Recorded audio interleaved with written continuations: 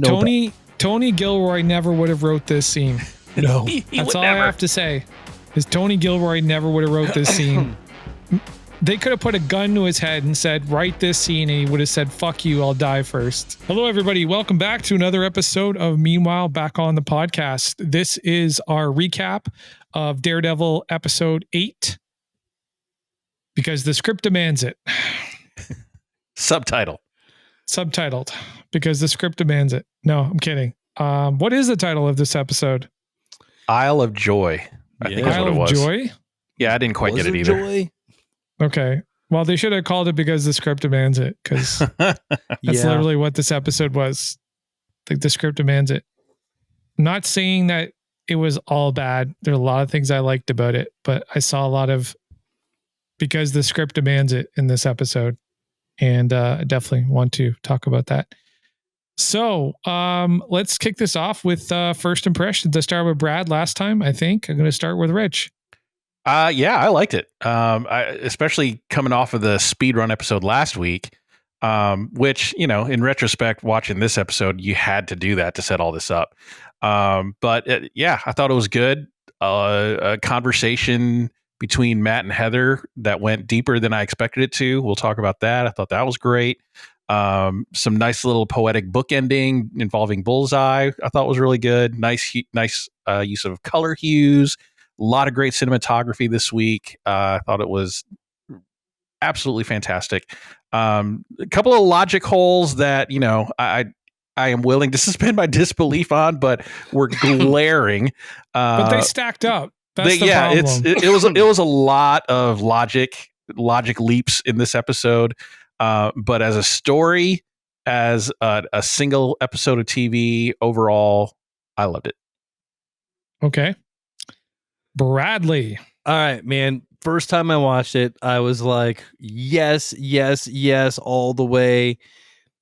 Maybe I was in my tired state last night and I wasn't paying attention and I was just like in the fog, right?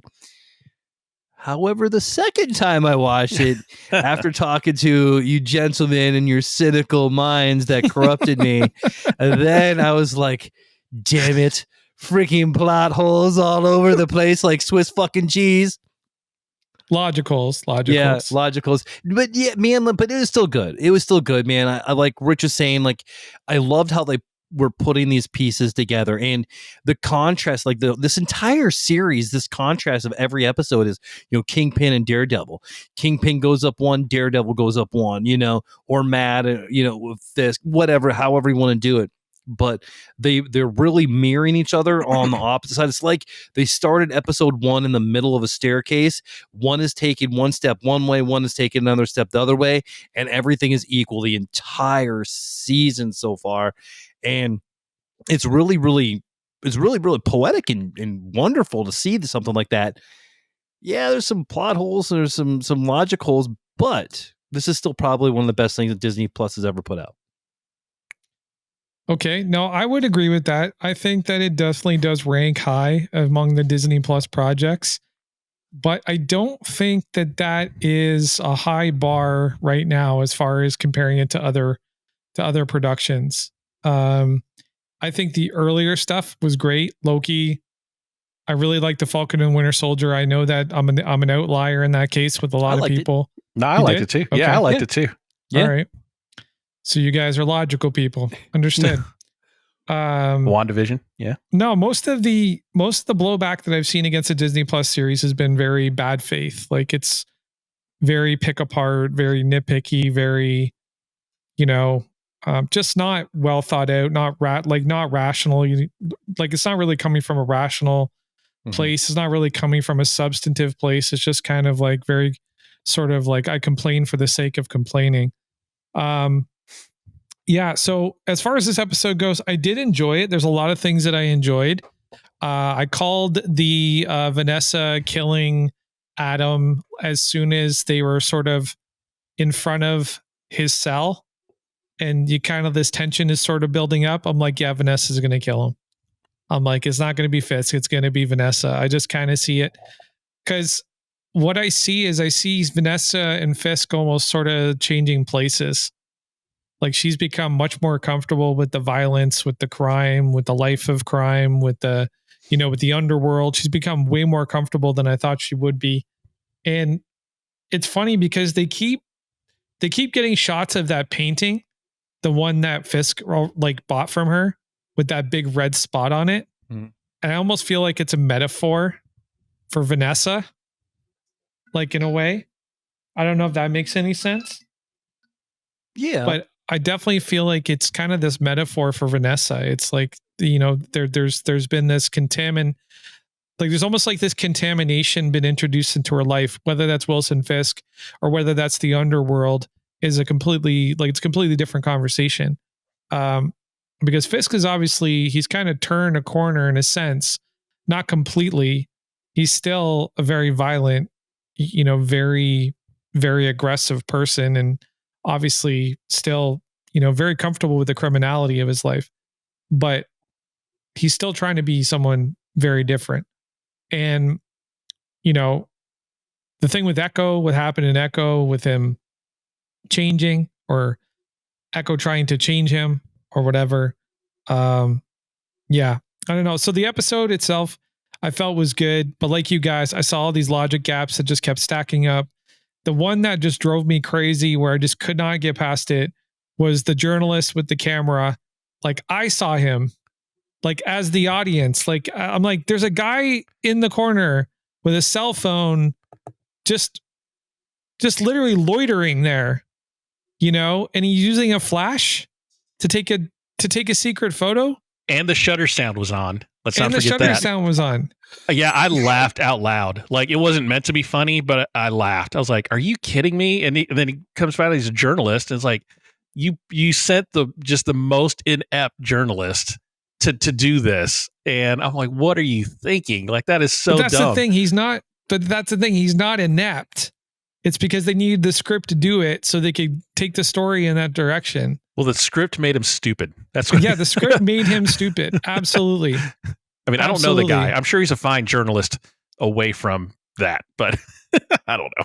But, BB did it right. BB is an independent journalist and, pulled off to the side and talked to the commissioner and worked out those things inconspicuously. Yeah. Didn't flash out some sort of big recording device and say, on the record. And that was a big one. Yeah. So there's lots of what the fucks in this episode to talk about, and we will talk about them. But let me get to what I liked about it. So I definitely like the dichotomy between Fisk and Matt throughout the entire episode. I thought that was great. I loved all the cinematography. I loved all the production work. That space where they had the ball looked amazing. The performances were great, even from like some of the more bit characters. I'm interested to see where the story goes with Heather now, where she's clearly just completely opposed to the idea. She's definitely one of these bad faith type of thinkers. Like she conflates things. Like she's like, oh, Daredevil and Muse are now the same person. No. Like we're talking like the Grand Canyon distance of difference between these two people. And if she can't reconcile that in her own mind, I start to question what type of person she really is. So I'm kind of interested to see where we go with her psychologically, because the truth of the matter is most psychologists turn out to be complete psychos. Like, because they're just too close to the academia of it. They just turn out to be psychos. They turn out to be nuts. Like the guy who invented public relations, he was a psychologist, and he invented public relations to basically take control of the minds of consumers. So, who does that with a rational mind? Yeah, I know he's gifted, and he's got this understanding of this science, and he knows how to use it, but why use it in that way? Like, why commodify it? It's because he's probably not a very good person. I can't remember the dude's name. I'll have it for the next episode, but yeah, so I'm interested to see where that goes. I'm interested to see how much farther Vanessa's going to fall. I want to know about why she obviously played some role in Foggy's death. But yeah, let's see how things develop. But let's talk about, let's kind of go through the episode chronologically and talk about some of the scenes.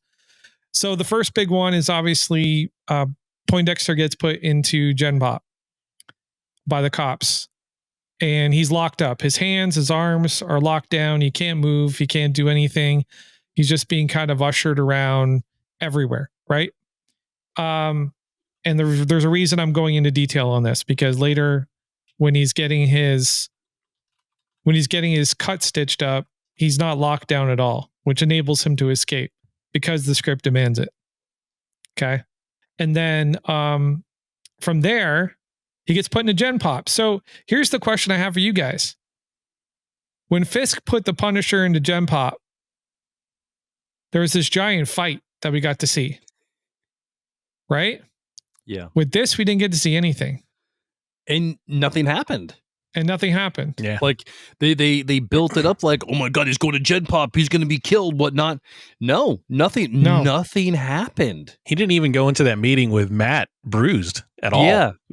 I mean, and it had to have been at the same time. I mean, like, they can't even come back like, well, this was months ago and blah, blah, blah, blah, or whatever. No, I mean, like, the timing just did not work out for this. Like, oh, he's in Gen Pop, he's going to be killed. But no, he made friends with everybody and maybe played darts or something. I don't freaking know. But yeah. I mean, even when he met with Matt and he was trying to negotiate, like, you want information? I need out of Gen Pop. He even told him, he's like, I'm not going to make it another night here. And I was like, really? You've shown us nothing that leads me to believe that. Even if I thought he could fight off, that was a big crowd, right? He's not going to fight everybody off. Yeah. So yeah, it would have been nice to see him kind of try to make it through that first night, and then that would have made that conversation with Matt a little bit more believable. They could have introduced an ally in there for him. They could have introduced somebody in the Marvel pantheon and been like, I mean, I don't know who, but somebody could have been in there from season 1 or 2 or whatever, and that could have been protecting him, or show him get his ass kicked, give him a freaking black eye. Maybe a couple of good shots to the mouth that would foreshadow something that happens a little bit later. Yeah, that should have been something for sure. That should have been something, but what can you do? Yeah, that was definitely an oversight. Like, if you're going to give us if the Punisher goes to Gen Pop and he has to fight off like 20 guys and it turns into this crazy, epic, historic, legendary fight scene, how are we not going to do the same thing with Bullseye? It just doesn't really track for me, So that was kind of like a missed opportunity, I think. The coloring was interesting. Obviously, that's something that was consistent throughout the entire episode. White for Wilson, red for Daredevil, blue, that royal blue type of purple blue for Bullseye. And then the next scene is Wilson taking Vanessa to see Adam and revealing to her that he's had him locked up this entire time and that he promised he wouldn't kill him, or he promised her that he wouldn't kill him. And then Vanessa kills him, just fucking blows his brains out all over the place. Now, motivations. I want to talk about motivations. Was this her just trying to get a relationship back on track? Like, was this the turning page in their relationship to get it back on track? Yes. Or is this something bigger? No, I think it was the end game of the marriage counseling, right? It was because you saw them as they were progressing through counseling, like far apart, and then they're getting closer together, and now sharing this very intimate moment of executing Adam. And I like the juxtaposition of Fisk giving her the choice, the key or the gun, right? You can, where do we want our marriage to go? You want to free him and end our marriage forever, or are you going to kill him and bring us back together to where we were, before I left for Oklahoma? So it was absolutely 100% to restore their marriage in their own twisted way for that scene. That's what I think. I agree with all that, but I also think that she has another plan in mind. I think it was also because she does say it a few times in the episode, like, "Well, you're playing politics. I'm getting my hands dirty." So I also feel like, yes, it is to bring the two back together, but also to be more than the Kingpin, or more in that world to maybe get one over on Wilson. But yeah, Right. Okay. And it's crazy that the dungeon was like in the basement of Red Hook, what he's wanting to renovate. I was like, oh, that's where it was the whole time. All right. Yeah, that was interesting. Now there's another undercurrent happening at the beginning of this episode. Matt's starting to get a little bit more paranoid about Fisk, rightfully so, but he's starting to get paranoid. And one of the things that I don't think a lot of Daredevil fans understand is how vulnerable Matt is mentally. His mental health hangs by a thread constantly. And that's the way it's been in the comics for like so long. He's had multiple personality disorders. He's had schizophrenia. He's kind of gone through it all. So the fact that they're kind of getting into this paranoia, which is really tying to the original Born Again story where Matt is convinced that Wilson Fisk is ruining his life, right? And that he's behind everything. But now it looks like Vanessa is the architect here. It looks like Vanessa's the architect, but Matt's suspicion is that he's thinking in the back of his mind, he's like for some reason Wilson went to see Vanessa to keep track of me, or went to see Dr. Heather Glenn so he could keep track of me, so he could have he could have his hands in that part of my life. But the question is, was it Vanessa that chose Heather? Is Heather the one that's concerned about keeping tabs on Matt? Is Vanessa? Is Vanessa the one concerned about keeping tabs on? So that was right. That is very, very interesting. I like that. I buy that. When you spell it out, you don't know what it says, but like, I think you're onto something, Frank, because like that does make a lot of sense there. Because I mean, like when Matt went to the Murdoch and McDuffie, he kind of blew off his partner in ways that like, hey man, like you still got some stuff you got to take care of, but it's his obsessive side that's coming out hard right now, and nobody can talk him down off the ledge. I almost wonder if Foggy represented Vanessa in some way. I don't know. What do you mean by that? Because they were saying that, okay, he just had a major win for somebody. Oh, represented. Oh, like as an attorney, an attorney. Oh, as a client. Okay. Yeah, because at the, he was through all the puzzle pieces, whatever. Matt comes to terms with like, oh, he only drinks the scotch when he wins a big thing, right? And he didn't even know. Nobody knows what he was working on. So right, maybe that's going to be where the connection is to Vanessa. Or it was somebody against Vanessa, and that's why they took him out. Well, Matt was saying that. What was the character's name? Big Dummy or Dumb Benny? Benny. That's it. Yeah. Dumb Benny. He was under the impression that Foggy had won the case with Dumb Benny, and that's what he was celebrating. So, has there been any connection been made between Dumb Benny and Vanessa? Other than he's an underworld figure. Right? Mm-hmm. Like he's obviously part of the underworld. Not that I see, but apparently him winning that case was going to be detrimental to somebody because Vanessa hired Bullseye to kill Foggy. So, but no, I haven't made any connection between Dumb Benny and the rest of the show since episode 1 until now. So again, a good penultimate episode to start tying the pieces together for next episode. Yeah, and I typed in who is Dumb Benny in Daredevil, and I don't get anything coming out at me. Okay, all right. Oh. So Vanessa killed Adam with like absolute precision. Like didn't even break a sweat. Mm-hmm. Didn't even break a sweat. So I think it wouldn't be too crazy to theorize that Vanessa has killed somebody with a gun before. Oh, she's handled a gun before, for sure. Yeah, that was way too comfortable. Yeah. Like she just picked it up and just blasted him like with like no and one-handed. Like she didn't even try, like, I don't know. Maybe it's just the way they wrote it. But if there's subtext there, that's the subtext, is that Vanessa has killed people before, without a doubt, and shot them without a doubt. Yeah, you contrast that with Heather killing Muse. Like Heather was, Heather killing Muse with a gun. She's not handled a gun before, so she's all like, "Oh no, what?" And then Heather, but adrenaline helps though, right? Like every time you read about somebody defending themselves at the last minute with a gun, they always talk about the adrenaline. Mm-hmm. It sharpens your senses. It helps you. It helps you tunnel your vision at your target and be able to, hit it. So, but yeah. All right. Is there anything else in these scenes that you guys kind of want to like touch on? Like, is there any subtext or anything else that you guys picked up on?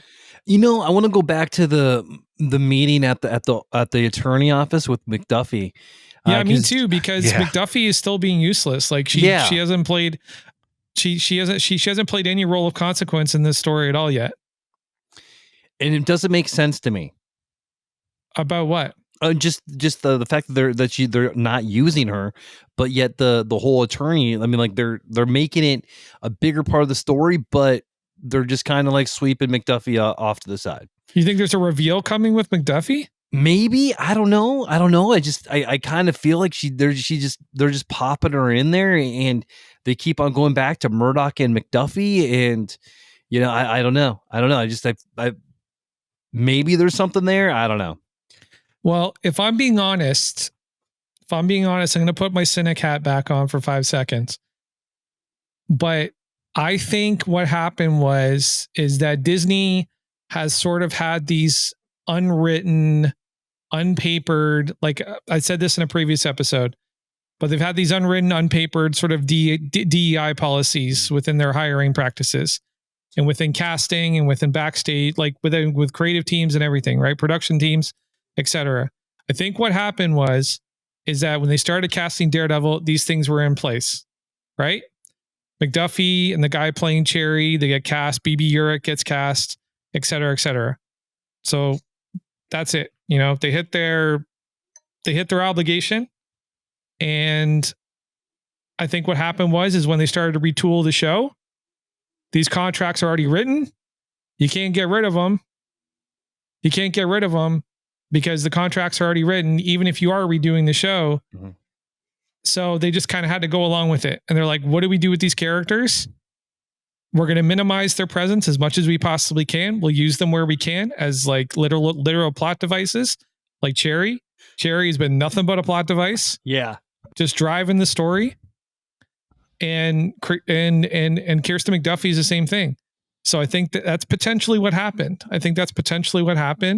And that's why they really haven't played any role of consequence. And then if you listen to our last episode, I was saying about Foggy and Karen is the way that they wanted to format the show for this season is they wanted all the attention on Fisk and they wanted all the attention on Matt. Mm-hmm. And they couldn't do it with Foggy and Karen. It just wasn't going to happen because you couldn't have these two in the show, as gifted as they are, and not utilize them as much as possible. So I think between the real estate that's available on the page, as far as the writing goes, and the different policies that Disney has in the background, I think that this has all kind of played a convoluted role in determining who was cast, who was put in the show, and who's getting the most time on the page. That's my theory at this point. Nice. Yeah, I mean, the McDuffie scene, I thought, as a plot device, it did show how Matt is starting to downward spiral a little bit. Very much like an addict, right? He's like, you're showing up late to clients' meetings now. You're coming in looking like you went to a New Jersey underground New Jersey Fight Club, which that was a nice little plug for Fight Club there. And so it's all the same type of things you see with addicts when they're losing control, right? So it showed that piece of it, that Matt is starting to lose a little bit. That Daredevil persona is starting to take over and affect his everyday life. Absolutely, it is. Yep. But my favorite part of that scene was the client Madison, not the other Madison. the two ends and the why, but not where you expect or not where you think it is. There was a line in there that I think the writers wrote in as kind of a dig to everything that you're saying, Frank, is that guy said, "Oh yeah, a black lady and a blind guy, that's great for optics." I kind of chuckled to myself when I read that, and I would not have before meeting you, Frank. You're digging in, you're burrowing into my mind a little bit with your cynicism. But no, I chuckled a little bit when I read that. I was like, somebody flew that one in under the radar. That was great. But yeah, I mean, I completely agree with the underuse of these supporting characters, because this is about Matt and Fisk's mirroring the entire episode. Here's hoping in season 2 that we get to see more of Cherry McDuffie, because I really like Cherry as kind of the conscious of Matt, playing almost that Foggy role, because Foggy's not there anymore. But being that voice of reason to Matt, I want to see more of him. I want to see some more dynamics with McDuffie. So maybe season 2, we'll get some more fleshed out supporting characters. But Karen is coming back in season 2, so maybe not. So we'll see. Yeah, true. Well, I think what they should have done with Cherry was had some flashbacks of him and Matt during like Matt's, grieving time over Foggy. Like, what role did Cherry play? Right. Build up that emotional connection between these two characters with the audience. Give them that meat to chew on. Don't just like keep it subtextually on the surface. Like, because we don't really care about Cherry at this point, because we don't really have anything to care about except the fact that he shows up whenever Matt is like kind of spiraling, and now he doesn't drink anymore. So when did that happen? That's literally all we know about this character at this point. As far as McDuffie goes and her interactions with Matt, yeah, like you're right, dude. He is going back into full spin Daredevil mode. And if this was this is what he would do with Foggy, like during the Netflix series, was try and explain to him why he's late, why he didn't show up here. Like, it was always, the secret identity, the management of the secret identity, the other persona, the dark avatar, trying to manage that and to keep his life together. That's constantly what it was. It was like, but Foggy understood. Like, Foggy gave a lot of rope to Matt to deal with that shit, right? Even before he knew he was Daredevil, he gave a lot of rope to that shit. But Kirsten McDuffie is a business partner in this giant new firm, and it's not Nelson, Murdoch, and Page, where they're in like some shitty corner office that probably costs nothing to rent. Like, they're literally in a loft with like, a nice glass conference room and lots of employees. So, and they're out there asking for money from banks, and Matt's trying to balance everything at once.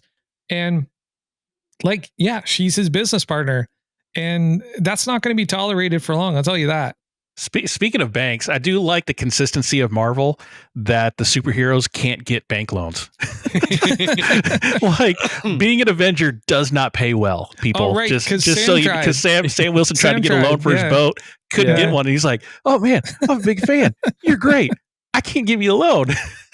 So, way to stay consistent on that one, Marvel. Yeah, I remember that. That was funny.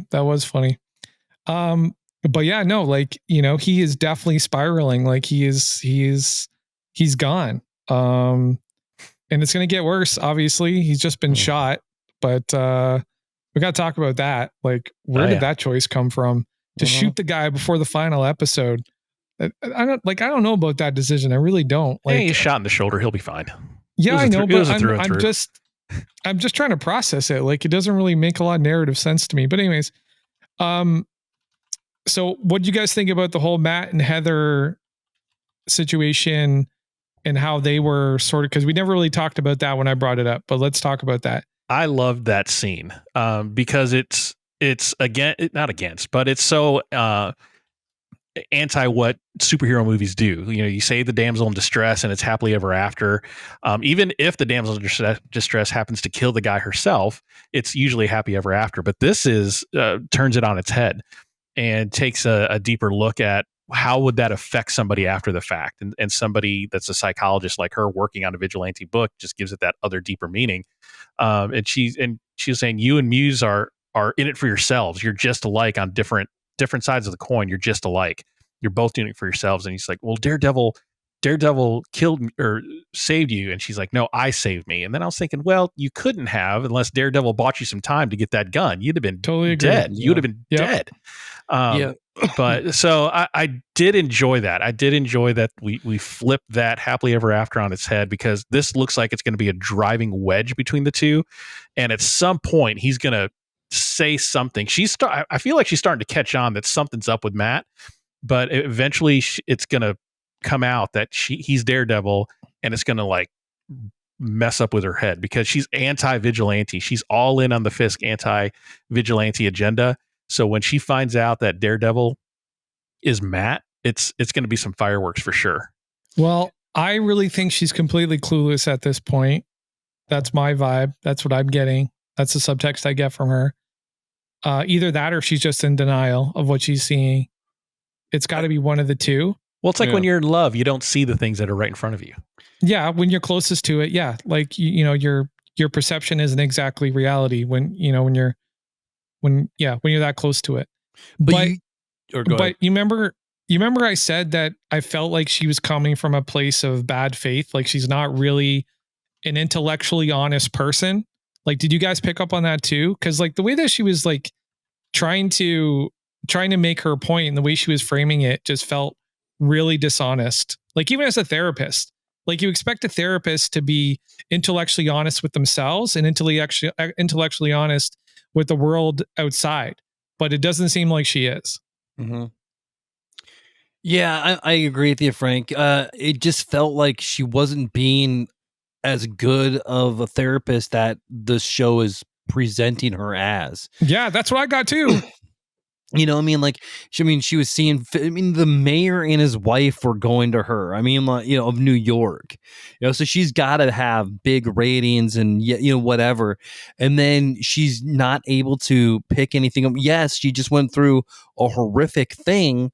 And yeah, she's going to, they're obviously doing it to drive that wedge. And then she's going to find out and her whole world is going to collapse and she's not going to know what to do. And they're going to use it as a plot device, foreshadowing. But yeah, I mean, like, I kept on thinking, like, none of her actions make sense. None of them. Yeah. So, I mean, getting mad at him for not going to the black and white, and she didn't even call him out on anything. Like, you're acting strange, you're acting obsessed, you're showing these things, and then he could have been like, well, stop trying to therapist me, or something like that. She just clammed up and just like, well, no, she did call him out. Like, she did specifically say, like, you're acting detached, you're gone emotionally, you're gone physically. Like, she did call him out, right? Mm-hmm. But my problem was the way that she was processing the whole Muse Daredevil dichotomy. Like, trying to frame Daredevil as the same thing as Muse, guy who's just because they wear masks. People. Yeah, just shows to me that you've already made up your mind about how you feel about this particular subject matter. You're not really interested in the data or the information or the subtext or the context of anything. Like, you just kind of seem like a very hard-headed, narrow-minded thinking person, narrow-minded type of person. Rich, is that the vibe you got from Heather or no? What I got is therapist needs therapists, right? She is trying to process it herself. Yep. She's trying to analyze herself, and I'm not a therapist and I don't know any therapists, but you can't do that. Like, you need to talk to somebody to process these things through. Like in Ted Lasso, right? The team therapist had her own therapist because she didn't know how to deal with Ted Lasso. True. So she had to talk to her own therapist. Like, how do I get through to this guy that's using humor, this aw shucks dad joke attitude as a defense mechanism, and I can't break through? How do I do that? And the therapist was able to help her through it, and they bonded over it.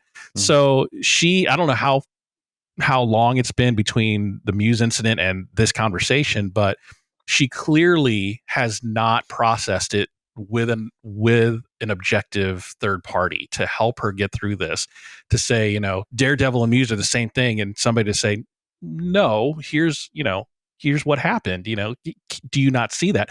So therapists need therapists. Doctors make the worst patients. And to try to analyze yourself, you're going to go through these types of like bad faith argument type of things just to justify or to rationalize what it is that you went through. So, I hope she gets some help. I hope she gets Great points. And to double down on what you were saying, Jennifer Melfi in Sopranos had her own therapist. Exactly. Nice. Remember? Yeah. That's interesting. Very interesting. Which is kind of scary because, like, honestly, I wouldn't go see a therapist that had a therapist. I'm not gonna lie. Like that, like everybody needs therapy, man. Everybody. Yeah, I get it, but if you're going to somebody, like, shouldn't I just go straight to that person instead of going through you? Like, that doesn't really make a lot of sense to me. But anyways, so there was a big promotion in the mayor's office. Daniel Blake gets promoted to deputy mayor, which is kind of crazy. Of communications. Oh, was it? Yeah, deputy mayor of communications. Yeah, that's an actual title. Thing. I mean, they can make up any title if you're in the mayor's office, right? So why would you put mayor in the see? That's so confusing. I thought he was deputy mayor. It's like vice mayor. Looks like her handling a BB, so communications kind of made sense, I guess. Okay, so he's handling PR. Okay, so he gets a promotion. I'm still thinking that there's some tie between this kid and Fisk. I'm still on that boat. I don't know what it is yet, but there's something in the past that ties these two. Do I think he's his love child? No, I don't necessarily think that, even though they're the spitting image of each other kind of when they were younger. Like you can see, you can look back at young Wilson in the previous Daredevil series, and you can see a little bit of this kid in him for sure. For sure.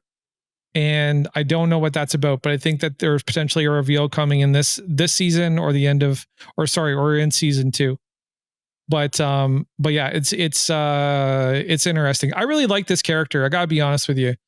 Like, I really like people who are tenacious, and I like people who will literally tell you that they will go out and they will steal the world for you. Like, that's what I want when I work with somebody. I want somebody who's just going to knock down every barrier in front of them. And that's one of these kids, like he's definitely one of these guys. What's the impression you have of Daniel Blake right now, Rich? It's a very mentor-mentee relationship. He clearly looks at Fisk as some sort of father figure that he never wants to let down, obviously. But is it maybe a literal father fit? Like, I don't think so. I don't think so. No, okay. I don't think so. I just think it's somebody that was yearning to find somebody to tell him what to do right with his life. And he found that in Fisk. And now that you have that relationship, it's codependent now. More on his end than on Fisk's end, but it's a very much a codependent relationship now. So that's kind of how I view things. He's just looking for somebody to just guide him through life. All right, Brad, what's your impression? I think that he idolizes Fisk, and I think he has for a while. And knowing that, like, this guy was supposedly this big bad guy, and now he's the mayor of New York, and I think that he's done some things in his past that maybe we don't know about yet, and that he's kind of wants to mirror, the success of Fisk, and maybe be that king, especially when you saw it like when he was blackmailing BB, shades of Fisk for sure. The shades of Fisk, right? He like Fisk is rubbing off on him and thinking hey, these things are okay to do, even though they're not okay to do, but they're okay to do, So I like the relationship. I definitely feel like he needs it, but I think it's a lot of the McDuffie thing, for Murdoch, for Matt. Right. Okay. I kind of fear for Michael Gandolfini's career, though. He's very much on the verge of being typecast as the slimy henchman. Like he's great in this, but I hope his next role is something completely opposite, because I don't like seeing people getting typecast, and he's kind of getting there. So he's got that vibe, dude. He's never gonna be able to get around it, man. I guess you got two options, right? You can lean into it or fight against it. Dude, he did he did a prequel to The Sopranos. Like what? Yeah. Like you can't really get around that. He's got that gangster like character down. So he does, but it's more. it's more his accent. Like it's more his organic ties to the regions in which that exists, you know, like New York, New Jersey, like it's really all that, you know.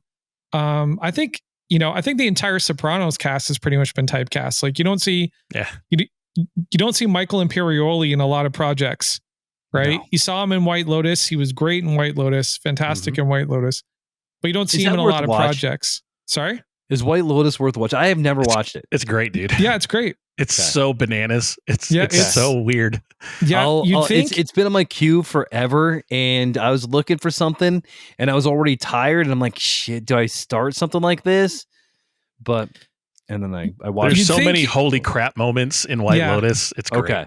Yeah, you'd think you couldn't get shocked watching people on vacation, but you can. Like you definitely can. And the fact that it happens in such a short time frame is even more bananas. And I want to go to each of these hotels. Wherever these resorts are, I want to go.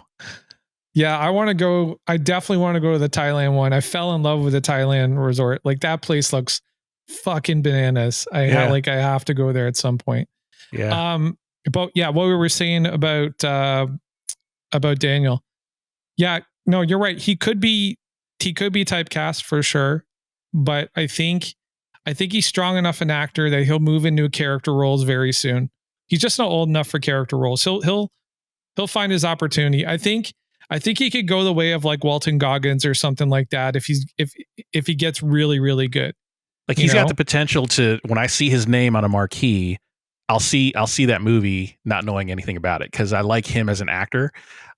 So he's getting to that point for me. But if he's playing a gangster in every role or some version of a gangster in every movie, then I'll skip it. Okay, pop quiz. Historical figure. Who could we cast that? Like, who could we cast Michael Gandolfini as? Oh gosh. In what medium? Like historical figures. Oh, historical figure. Okay. Napoleon. Biographies. Sorry. I think he'd make a good Napoleon. I can see that. Definitely. Napoleon would work. Can he do the accent though? I can't think of anybody. It'd be like Jersey Napoleon, the musical. Young Richard Nixon. You know what? I could buy that. So I just pulled him up on IMDb. He's got a movie coming out this week. He's in Warfare. Oh yeah. I heard about that. It's supposed to be like the most. It's supposed to be like the most realistic depiction of that time of war, the Afghanistan-Iraqi war. I've heard a lot of people saying like, "Hey, this was PTSD inducing," but I'm gonna go see it. So. Yeah, I'm gonna go see it too. I'm definitely. He was also in Bob Marley, One Love. Wow, was he? Who was? Yeah. Michael Gandolfini. He was Howard Bloom. So he was in a historical thing. Shit. He's also got one movie. It's a short coming out. Okay. So let's talk about the Josie scene, because the one thing I really liked about that was the breadcrumb of the bottle. The breadcrumb, like somebody was thoughtful enough to put that at the beginning and in the different parts of it, so this story could sort of form around it. Like I really like when somebody does that, when they have, like, that's a part of their process, is that they have that attention to detail to make it happen and to make it so seamless, which I think they did do.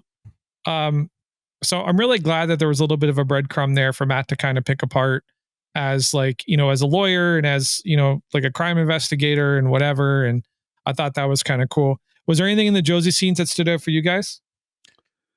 Nothing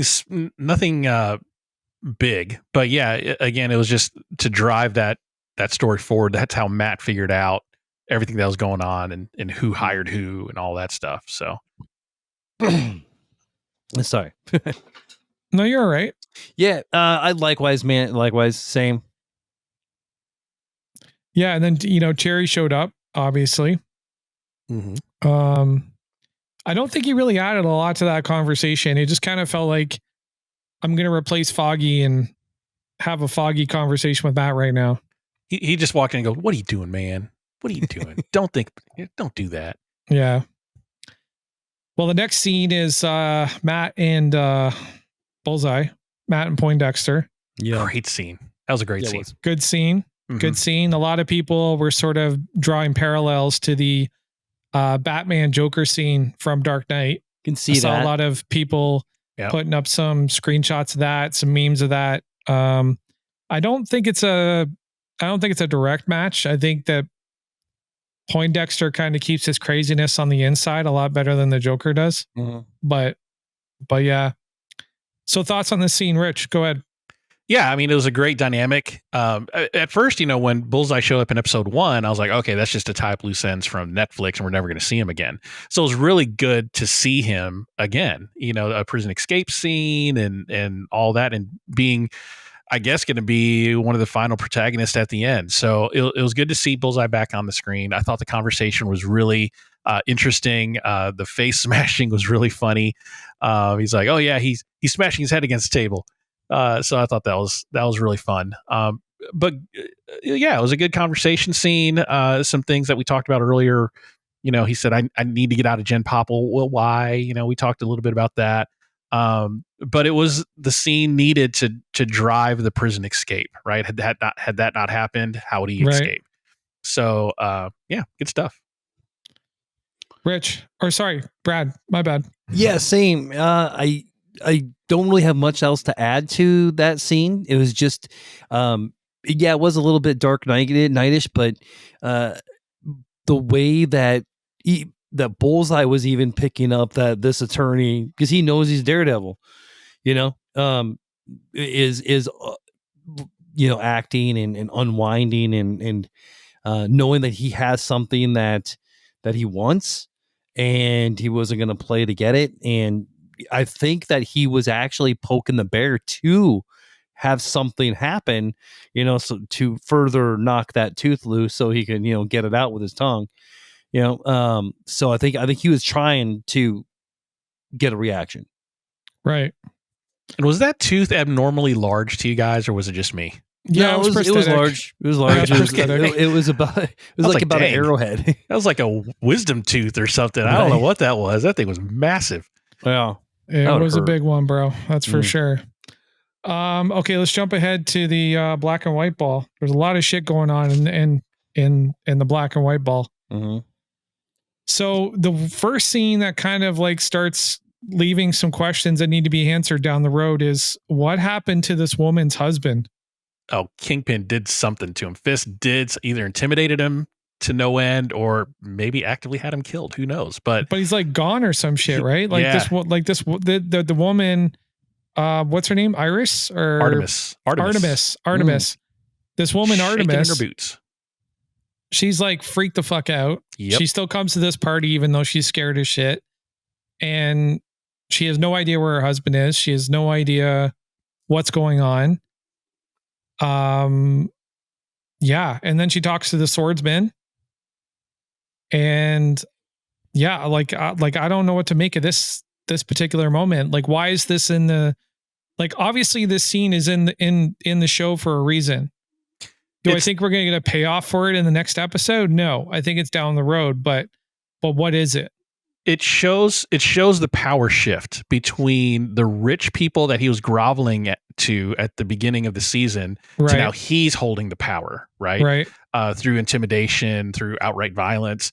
With the swordsman, he knows he's the swordsman, so he's like, I got this task force now. He's feeling emboldened by his task force being formed, by using them to kill or to getting Muse and taking the credit for killing Muse. So he's consolidating power, and now he's got a force behind him. So now the power is shifted from these rich people that are like, yeah, you may get a seat at the table, but we tell you when to eat, or whatever that line was earlier on. Right. So he's like, yeah, well, I'm going to, off your husband. And now Artemis is shaking her boots. I'll give you whatever money you want. He's threatening swordsmen with the anti-vigilante task force because he knows who he is. So I thought it was a really great scene to show that while Kingpin was groveling at the beginning, he's back, baby. And there was a nice little oneer, like maybe a 1.5-minute, 2-minute oneer of the camera roaming through the black and white ball, showing all the players, right? Showing who's going to have these conversations. And when Swordsman and Kingpin were having that conversation and they stood up, I was like, I don't remember Kingpin being that tall. I mean, I know he's tall. I know he's a big dude, but seeing him at scale next to Swordsman, I'm like, wow, that is imposing. Like, Yeah. very, very intimidating. He puts his hand on his shoulder like he's a child, and was just really fascinating to watch. And the swordsman's pretty, in Hawkeye anyway, he was kind of quippy, he was kind of funny, and here he's more serious, but he looked scared, like he looked intimidated. So I thought the whole black and white ball scene with him making conversations and everybody's walking out of that room a little more scared than they were coming in after having talked to Kingpin. They showed another person walking out. They didn't show the conversation, but it was good. It was good. I liked it. Yeah, I took it as they were all vigilantes because the swordsman. So I figured that Artemis's husband is another vigilante. Really?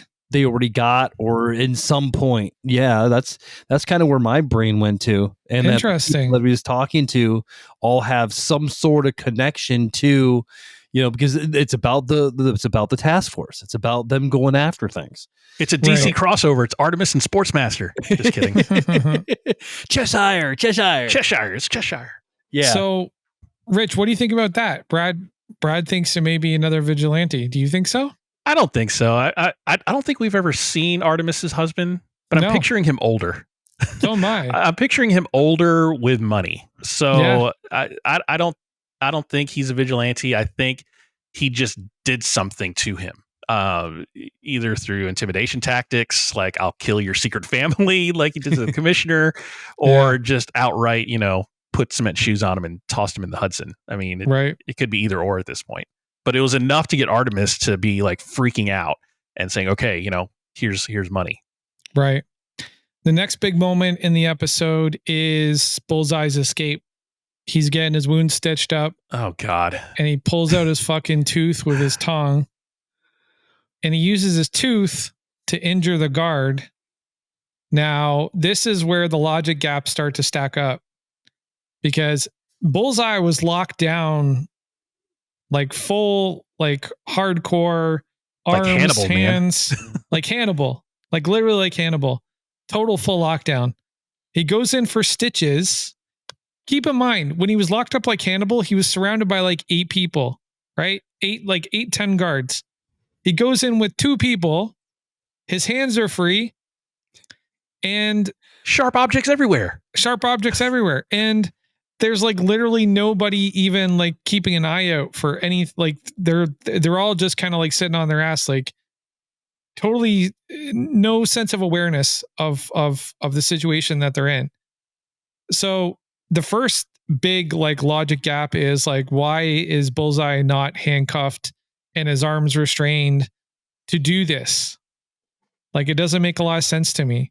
And that's when I go, because the script demands it. And this is a because the script demands it moment that I just cannot forgive. And so many in a row. Because it leads to a pivotal moment in the story. And the fact that you couldn't find a more creative way to get to the point that you want to get to without doing this and insulting our intelligence, I don't like that. I'm not a fan when people do that. And I'm the first person to call that shit out. Brad, thoughts? Yeah, I mean, they wanted to get that comic accurate shot, right? They wanted to go pull that straight from the comics, where he killed somebody with his tooth, and they didn't care how they got there. But yeah, so again, first time I watched it, I'm like, hell yeah. Second time, I'm like, ouch. Ouch. Oh gosh, quit stubbing your fucking toe, man. Just like the things that they were doing, pretty much the rest of the episode didn't make sense. I mean, a lot of it. From that point on, it was, you had to suspend belief a lot. Yeah. As soon as you introduce Bullseye into this situation, it's just like the logic gaps just start stacking up. Like 100%. I totally agree with you.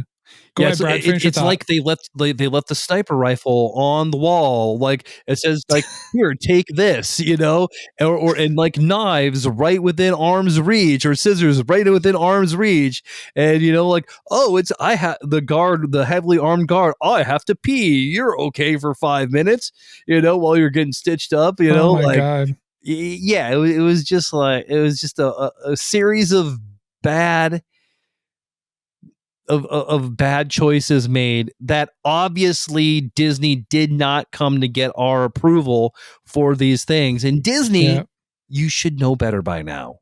You should know Tony Gilroy never would have wrote this scene. No. That's all I have to say. Is Tony Gilroy never would have wrote this scene. They could have put a gun to his head and said, write this scene, and he would have said, fuck you, I'll die first. Yeah. Yeah. That's how bad, that's how insulting it is to the viewer's intelligence. Like, it's just totally inexcusable. Rich, thoughts? Yeah, so had they not made Bullseye, established Bullseye as the most lethal, most famous inmate in this prison, the escape scene would have worked. Because the escape scene on its own, if you look at it out of context, great escape scene. The tooth thing, comic accurate, love that. Took the scissors, chucked them, great, loved it. Dressed up as the dead guard, loved it. All good scenes, except you're the most famous prisoner in this prison. You're also the most lethal, so they made it a point to point that out. Yes, why would he not be locked down at a doctor's office? Why would there only be one guard? How could he walk onto a bus and be acknowledged? Okay, I could stretch it enough for him if he's like all the secret identity disguises in Marvel so far has been like ball cap and sunglasses, right? Mm-hmm. So I could suspend it if he had his ball cap down low and he like kind of like halfway looked away while the dude scanned him to get on the bus. And if no one said anything, okay. But the dude actually looked at him and goes, rough day, huh? Like, how do you not know what Bullseye looks like? I mean, this is the most famous inmate you got in your prison and you don't know what this guy, is this your first day on the job? Like, what's the deal? Or make him dirty. Make that prison guard dirty. Like, that's a fix. Yeah. That's a fix. Yeah. Another fix is just to have a prison where the guards drive their cars and park them outside like fucking normal employees. Because all you had to do is steal the guy's keys. Yeah, they're getting bussed from the parking garage or what? In and out of there, right? But they don't check your ID. Like, it was just stacked on stacks on stacks. And this, I'm okay with logic gaps in movies, but having this many this close together was inexcusable and just crazy. But still, great scene. Yeah. Outside of all those outside of everything that you established about Bullseye beforehand. Yeah. But it was just rough. And well, to his defense there, Brad, you talked about the sniper rifle. He did kill the sniper up there. He grabbed, when he was walking through the kitchen, he grabbed the carving fork off the fryer and he showed him going upstairs in the elevator. And then the next thing you see is him with the sniper rifle and then this like big fork sticking out of this dude's neck. So in his defense, he got the sniper rifle in a logical way. How he got to the sniper rifle up to that point was not logical at all. Yeah. So back to the black and white ball. So touching on what I said about the, what's it called? Lost Rabbit. That's the name of the painting, isn't it? Oh, Rabbit in the Snowstorm. Rabbit in the Snowstorm. Touching back on that, Vanessa's in a red dress. And Wilson's in a white dress, and Wilson's dressed in white. That's another thing that kind of got me thinking that there was something metaphorical about these color choices, as far as leaving that painting, obviously, in the same place where Wilson was literally locking up his the person that cuckolded him. There's definitely something to that. But yeah, at the black and white ball, Vanessa's wearing red. I don't think anybody else is wearing red in the entire party. I think she's the only one wearing red. That was an interesting choice because it's called the black and white ball. So in a way, it's almost like, and it's after her first, like it's after killing somebody too. Mm-hmm. Like there's something to that where she would go out of her way to wear red, like at a black and white ball. Like, I know she's an artist and I know she's got artistic sensibilities, but typically when you go to a party that's designated to be black and white, people wear black and white. But she was like, I'm going to kind of throw a curveball here and I'm going to wear red. Thoughts on that? I like the bookending of this scene and Netflix season 3's scene where Fisk and Vanessa got married. In that scene, she was wearing white. In this scene, she's wearing red.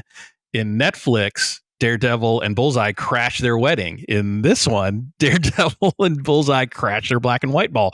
So I love the little nods to the Netflix series, to let the fans of that show know, hey, we see you, right? But it does show her wearing white to red is kind of like her full Breaking Bad moment, right? So she came into the relationship very idealistic, a good soul, and then you kind of see how Fisk corrupts her, through this whole thing by making her take over the business, and that corrupting her soul and her being. Yeah, so she's got blood on her, literally, like she's wearing blood. So them two with the white and red is the rabbit in the snowstorm personified. Yes. So I thought it was. I knew I had a point. So I liked it, and I love the difference between the wedding scene and then this dancing scene, and how it all kind of came together. So yeah, it was good. Absolutely. Yeah, it just furthers the whole parallel between, Fisk and Daredevil, more. I mean, and now they're at the same place at the same time, and they're at a very, very different part of their transformations. Yep. Before the end of the season. Yeah. But let's skip ahead. So Matt and Heather are Heather's trying to talk to Matt, and Matt's like eavesdropping on Fisk and the swordsman. Again, I think this it totally amplifies the idea that Matt is completely shut down as Matt Murdock. Like, Matt Murdock is gone. Daredevil's now in control again, and he's just concerned about after him putting those pieces together, where it's like, okay, so Foggy just didn't die because Bullseye was on a shooting spree and he wasn't just trying to get vengeance. Somebody has potentially sent him, and he's just obsessed with finding out who he is, because that person is obviously going to pay the price, right? That person is going to pay the price, and he doesn't care. So he's totally tuned out Heather. He doesn't really care. He's just kind of like physically there because he needs to be there. And he's trying to find a way to get the information that he needs. What did you guys think about that scene? Loved it, man. I don't know if I can say anything more than that, but yeah, the contrast is there, and it was cool to see how Matt's powers are working when he was putting the pieces together, and really they did a really good job of. I didn't even think about Vanessa being the one until now, until Matt figured out. That's when I figured it out, which was kind of nice to see, and it was very, very good. I mean, like, also it's again, like, Vanessa's getting one up on the Kingpin, so she's the Kingpin, right? Yeah, Rich? that conversation with Heather and Matt at the ball is, again, it's the behaviors of an addict, right? It's him zoning out and trying to get his next hit, right? In this case, Fisk, right? He's disregarding everybody around him that loves him and supports him, all for this next hit, and that's all he cares about, and that's all he wants. It's so I like how they are kind of equating this to an addiction, because that's exactly how an addict would act. You replace this movie with him being Daredevil with him being an alcoholic or a drug addict, and it plays out the same, and it's great, and I love it. I think it's some great writing, a great way to equate those things together. And you can see the frustration in Heather. She's like, you're not even listening to me. You're not even paying attention to me. So she knows something's going on. And then Fisk starts kind of like whispering things in her ear, secrets are bad. And so he's a manipulator. She's going to put the pieces together. I do like how they use the sound design and camera tricks to let us in on the senses. I love the little, I don't know, kind of wide angle fish lens thing that they did, dolly zoom thing to show that he could hear the gun cocking behind him. So I thought that was really cool. And then it went to this like extreme, letterbox to show Bullseye. So that scene, the whole ball scene from beginning to end, I thought was really good. Yeah. Okay. So we talked about the reporter. We don't need to go into that. That was really dumb, really poorly executed. It just would have taken a little bit more thought just to say, hey, you know what? Let's not have a flash, and let's not have this guy have his like the flash audio for his what do you call it? Shutter sound On his phone when he takes this, because it's kind of stupid. He might as well taken a selfie. Yeah, like sure, have somebody spot him, but it doesn't need to be that obvious. Like it's just really dumb. It just makes the reporter look like a total idiot. Now, if that was done on purpose to distract somebody, that would be hilarious, and we would totally look like morons saying this. But what can you do? So the police chief intervenes, and he's kind of like looking down the barrel of a gun at this vigilante task force. Clearly, he has no power over them, and these guys are just reporting to Fisk, and he's not really feeling too good about that.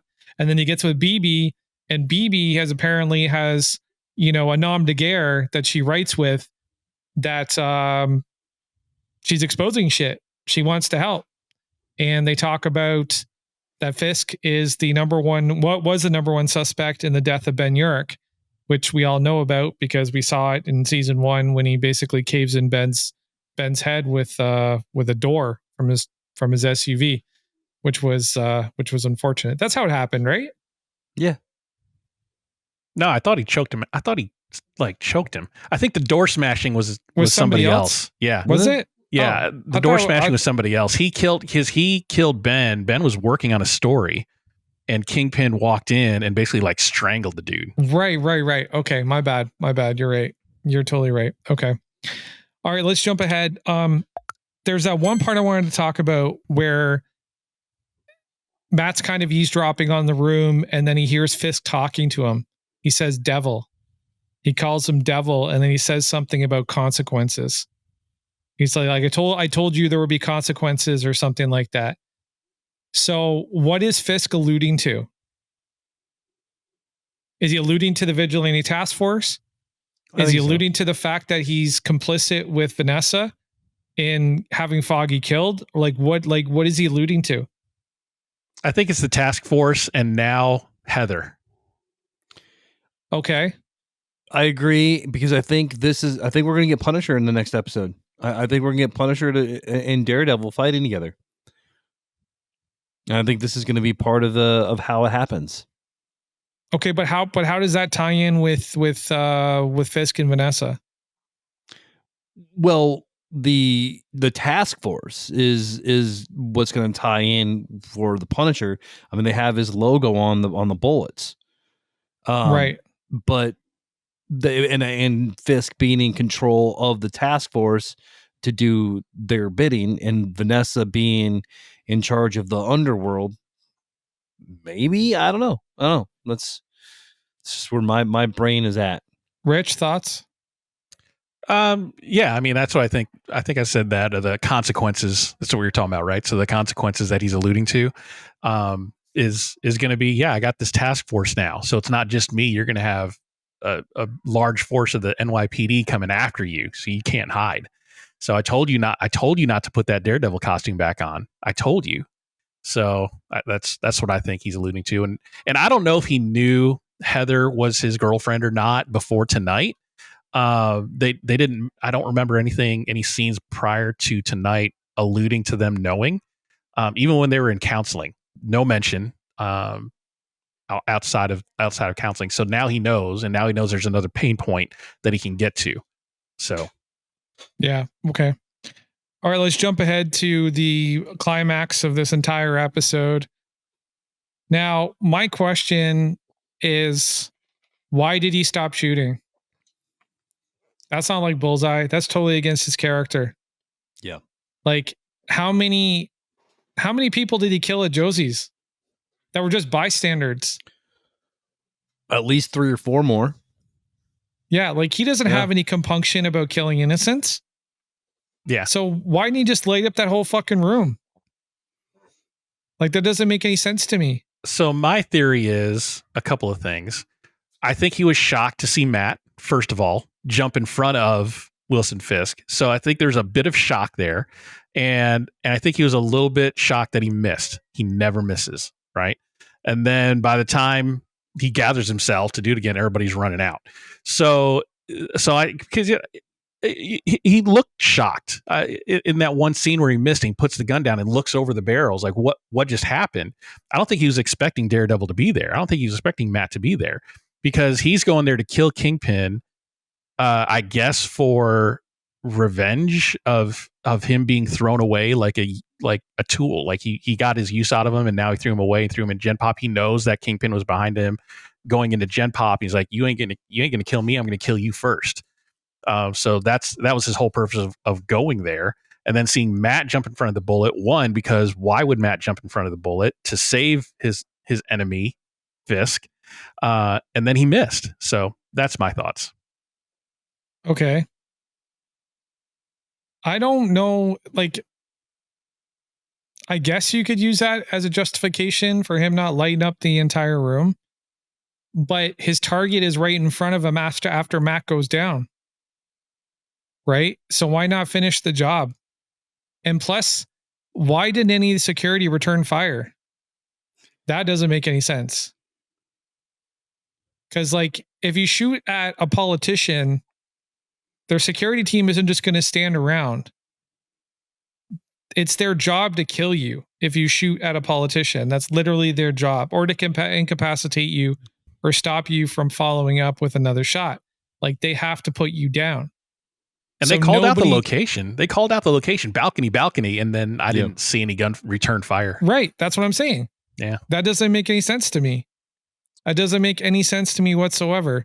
And he took forever to take that shot too. Like, that's the other thing, is he took forever to take that shot. He had so much time even before Matt could get close to sort of block this shot. Like, I don't know. How did he know about the black and white gala?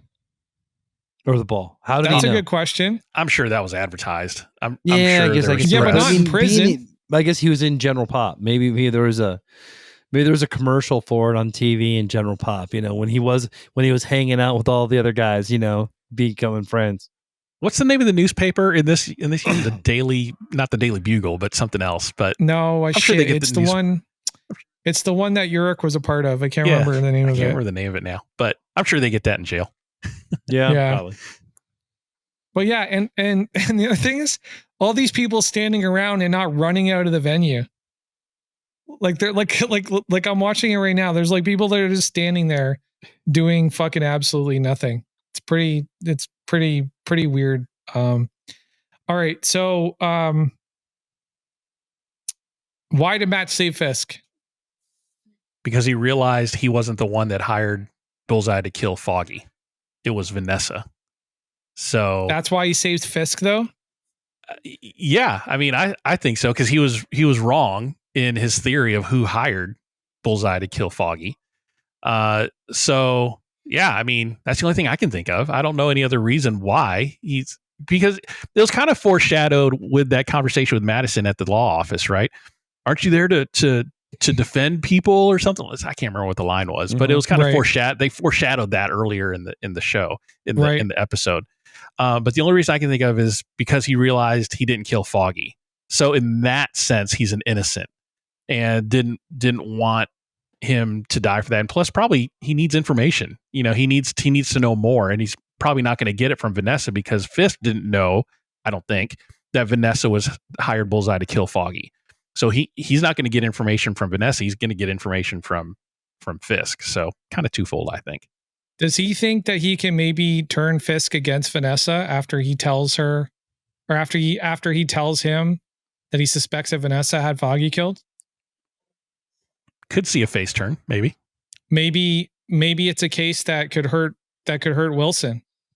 Yeah, being the mayor now, you can't have your wife hiring contract killers. Yeah. Yep. But I mean, the case that Foggy won, maybe it was a case that actually could end up hurting, like if the truth got out, maybe it was a case that could hurt Wilson. Like whatever Vanessa's involvement in it could actually, fall back onto Wilson. Maybe that's the thing. Yeah. Like maybe that's the play, because I don't know, like anyways. The other thing obviously was, Matt telling Vanessa that he knows that he had, or he knows that she hired somebody to kill Foggy, and then Vanessa telling him like, "Hey, does Heather know you're Daredevil?" Basically. So that'll be interesting to see develop for sure. But yeah, I think that's about it. Any other further thoughts, guys, before we wrap up? I don't think so. I think we hit everything that I'm looking for. Yeah, great penultimate episode. Looking forward to next week's season finale. Kind of see how they either wrap up this season or how they cliffhang us for a year or two before season 2 comes out. The way these seasons are coming out. Yeah, looking forward to it. It was a great setup episode for the next week. Do you think we'll have any cameos? Not next week. No, I don't just think the so. Punisher. Yeah. You think pretty sure it's just going to be the Punisher. They'll sneak Swordmaster in there for a nice little fight scene with the sword? Maybe. That'd be cool. But I doubt it. Yeah, maybe I doubt it. But any big predictions? Spider-Man shows up next week. No. And Punisher's going to be looking at him through a sniper rifle. Oh, that would be cool. Actually. That would be really cool, wouldn't it? I want to see a Power Man cameo. A what? Power Man. Luke Cage. You're always Luke asking Cage? for Luke Cage. No. Okay, guys, I want Heroes for Hire, guys. I get that. I really, we get that. really want Heroes for Hire. We get that. I actually wouldn't be surprised now that you mentioned that. I wouldn't be surprised if we see a Jessica Jones at the end, because there's going to be carnage. Like the Vigilante Task Force is going to go nuts. Daredevil and Punisher are going to go nuts, and there's going to be carnage everywhere. And everybody leaves battered and bruised, and he knocks on Jennifer Jones's door and like, I need help. And then cut to black. Jessica Jones. What'd I say? Jennifer Jones. Jessica Jones. Yes. Sorry. No worries. All right. I don't have any predictions. I might just think about that for a while and come back with that one. But yeah. Listen, guys, thank you for tuning in. We always appreciate you having you guys here and to share in these episodes. If you have any thoughts for us, hit us up on Twitter. Sorry, at X at meanwhile_pod or speakpipe.com/meanwhile_pod. You can leave us comments there. We'll get those on air and we'll answer for them. We'll answer them for you on air. And yeah, that's about it. To be continued. I'm Frank McGuire. I'm Bradley Butin. And I'm Rich Herrera. Peace.